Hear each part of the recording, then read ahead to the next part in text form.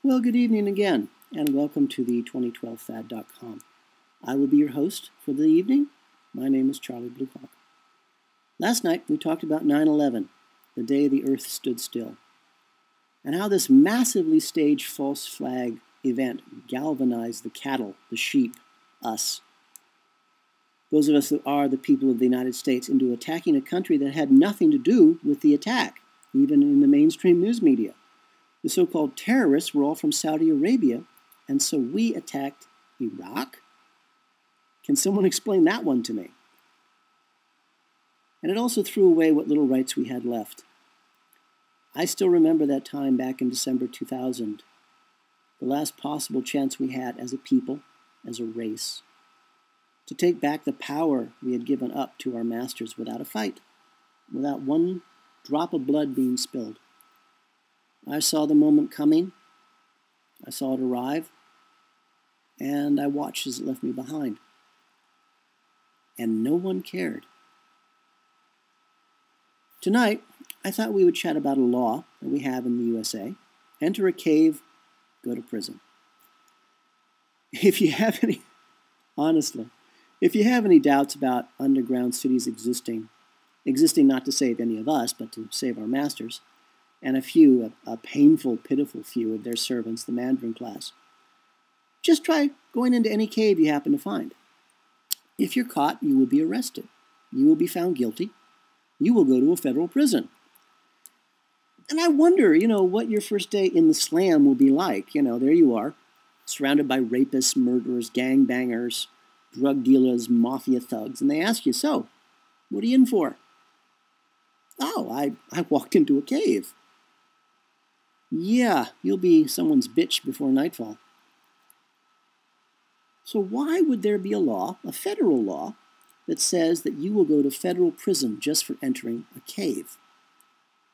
Well, if you know that a dead brown dwarf star is here, you know that life on the surface of the Earth will be impossible for a number of years. You have to put your slaves somewhere, and you certainly don't want the cattle inside of your beautiful megacities and your palace with you. You know about superstorms, the flood, the wall of water moving at the speed of sound that's 5,000 feet tall. And you know about the planetary lightning that will dry clean the planet. And so you naturally know. You also know there are tunnels in the surface of the Earth. You steal all the money you can from your cattle, your property, and let's face it, they don't need it because all the cattle will soon be dead. So what if they don't have, jobs and are homeless and living in tent cities with their children now? They're dead already. They just don't know it yet. But you will still need support troops for a while. You will need to secure the entrances to your deep underground megacities, where your palaces, where your hundreds or perhaps thousands of your specially bred human slaves are there to service you. And you don't want the scum of the earth in there. All rich people need poor people to guard the entrance to their homes for them, to keep the trash out. That would, of course, be you and me. So immediately under the surface of our Earth are honeycombs of tunnels. The Earth is not solid. The Earth's surface is like a sponge. It's filled with holes and tunnels and bubbles and passageways everywhere. And these ready-made tunnels can be customized to house their slave armies. Now, as Henry Kissinger reminds us, armies are all disposable, ours in particular. And so, like the rest of the cattle, us, but, necessary until the event is here. And then they will be closed off from the megacities, from paradise. And the mind-controlled slave armies will stand watch, their backs to the doors that are now forever shut to them, as they're left to die with us. But these support troops need air and access to the surface, and so natural cave entrances everywhere are used as ventilation shafts. Lots of underground facilities just below the surface still use air from the surface. No money was wasted to make them self-sustaining like the Masters' megacities that are thousands of feet inside of the surface of the Earth. And so, enter a cave, go to prison. There's also the problem that there is, in one place in the USA, literally there's only one place in the entire world, where one small nuclear bomb can ignite the planet, literally. It's generally known that Yellowstone National Park in California is a powder keg, and it's going to go off one of these days, regardless of what happens. But one good nuclear blast, say from a backpack mini-nuke you have left over from the 9/11 false flag event, for example, would ignite Yellowstone. And you would have, at that moment, an extinction-level event. It would be the same as if dropping a huge chunk of rock on the South Pole, melting all that ice, sea levels rising drastically, and a cloud of ash would block out the sun for years.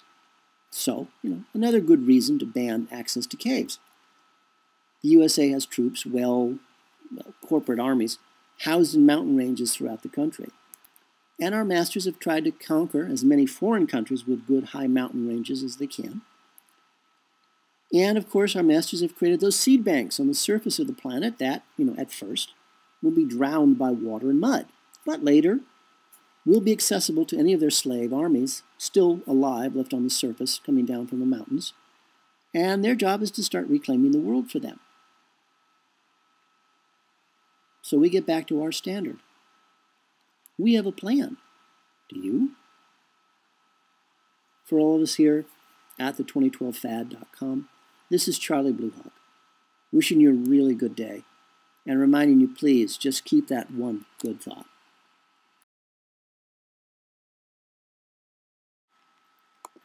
The 2012 Fad is brought to you by Coffee and Blood, Love Letters Between the Dead, a series of 5 erotica horror novels about a fallen angel finding his way back to regain his own soul, and how the CIA war against the human race, their black magic, captures and traps him in the body of a mind-controlled slave designed to hunt down and to kill their god, their Satan.